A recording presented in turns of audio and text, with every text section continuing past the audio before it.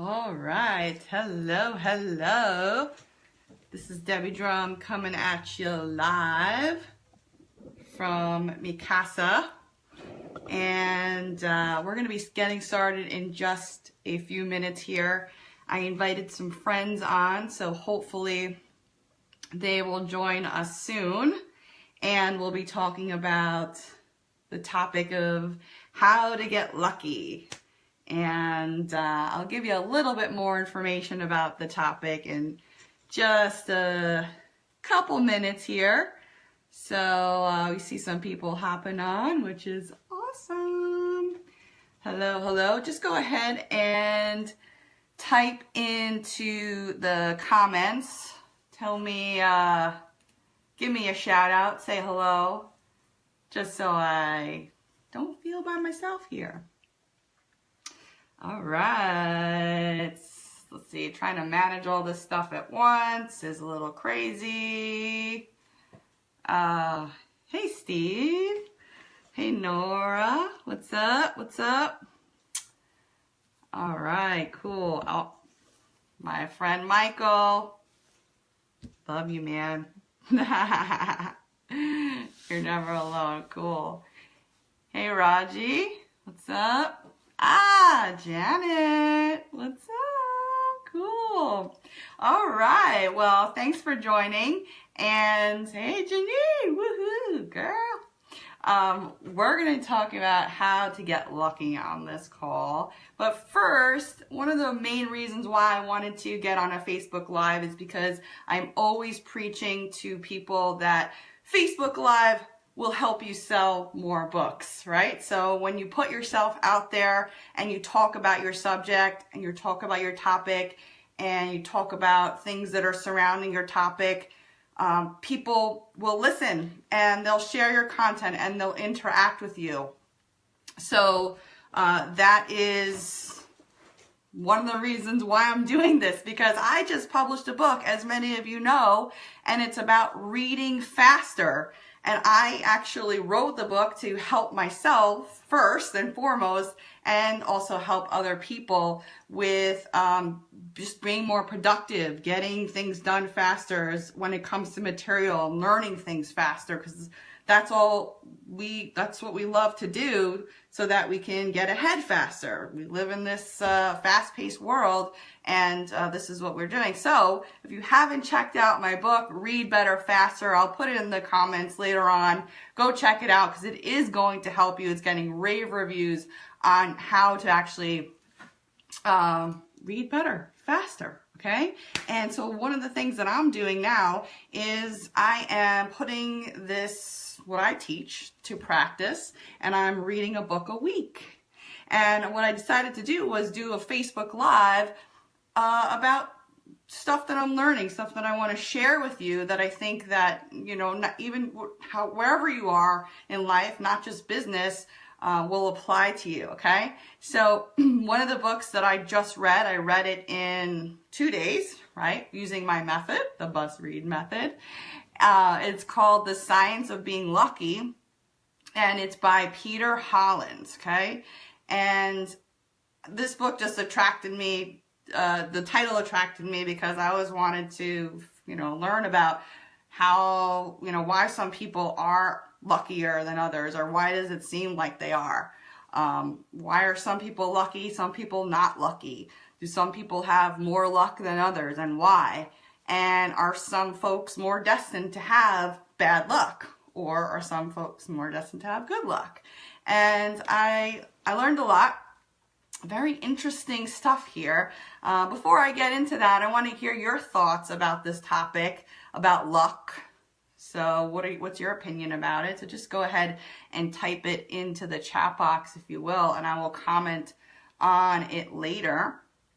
So the short answer is that no one person has more luck than another.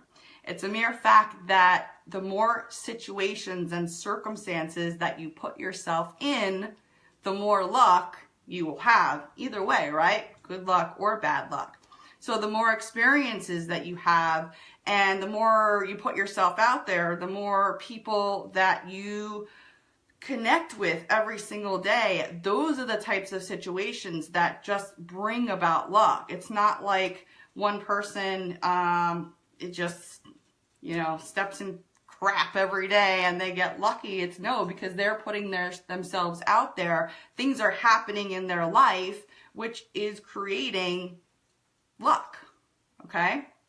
So alternatively, if you just like hang out in your house and you don't do anything, then not much is going to happen in your life. So, it might go either way still. So what I really liked about this, and I was intrigued by this topic because I play a lot of cards and I'm like, don't get very lucky in cards. I still can't explain it, but let's just talk about life for now.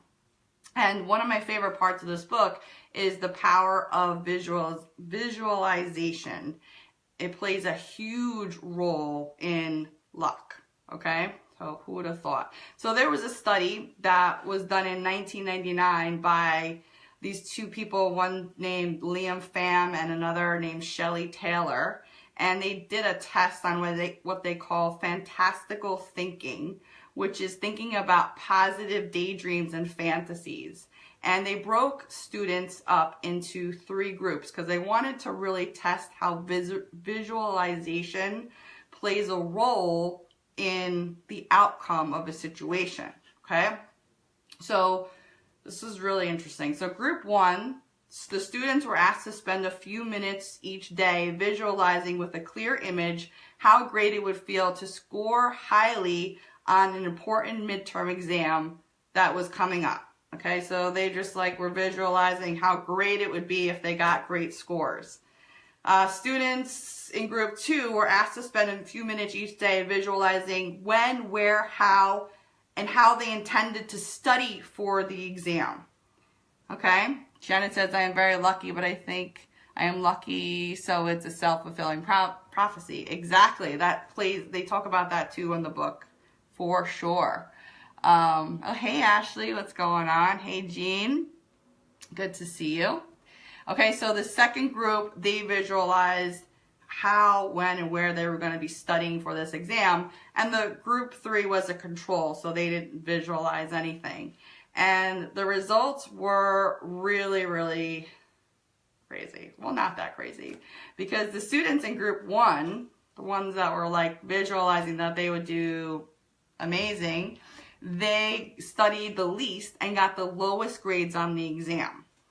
Okay, students in group 2 visualized themselves studying, who actually prepared for the exam. They earned higher marks on the exam than the students from all the other groups. So this is evidence supporting that the benefits of visualization bring us good fortune, because they're visualizing, but they're also taking action at the same time, right? So the action is the part that needs to be taken in order to get to whatever outcome that you want to get to. So you can't just if you want to be a millionaire, or if you want to own nice cars, or if you want to work from home and not have to commute and do the day-to-day grind, well, then you don't just sit there and be look at myself chilling here by the pool. It's more what am I going to do? What action steps am I going to take to get to where I want to be? Okay, so that is a huge difference. And it's also very promising, because if you feel like you're not that lucky, then you can actually control your own destiny and say, hey, look, these are the things that I'm going to do. Regardless of the outcome, I am going to do A through Z to at least attempt to try to get there. Maybe the outcome is not what you essentially or ultimately desire, but it's got to be good no matter what if you take action. So you can fantasize and visualize about your goals all day long, but at the end of the day, it's the action that you take behind what you're doing that will dictate the positive or negative luck that you'll get out of it. All right? So that is, you know, this isn't like a book report or anything like that. I'm just summarizing my favorite parts of the book that will hopefully help you and give you that little oomph that you need to get through the day. Maybe you're having a bad day and you know that you have full control of what you do to change your luck. And I don't know, it's just, it's promising, okay? So what are my other favorite parts of the book? So in essence, you know, like I said earlier, you want to put yourself in more circumstances where luck is most likely to happen, as opposed to sitting home, doing nothing, and praying that you'll win the lottery or that something is going to change, because it's not going to change if you don't change what you're doing, okay, at the end of the day. Also, this was interesting as well, because we also have to realize that we have to accept that bad luck does exist as well, right? So we want to say, okay, well, this outcome could be either positive or negative. This can go 60% positive, but there's 40% chance that a situation might not go our way. So if we accept that going into something, we can prevent, you know, anger and self-torture or giving up if something doesn't go our way, because we already prepared for that. So it's your attitude and your willingness to achieve that is the sole difference between waiting for life to give you what you desire or going out there and hunting down success on your own. Okay, so this was a little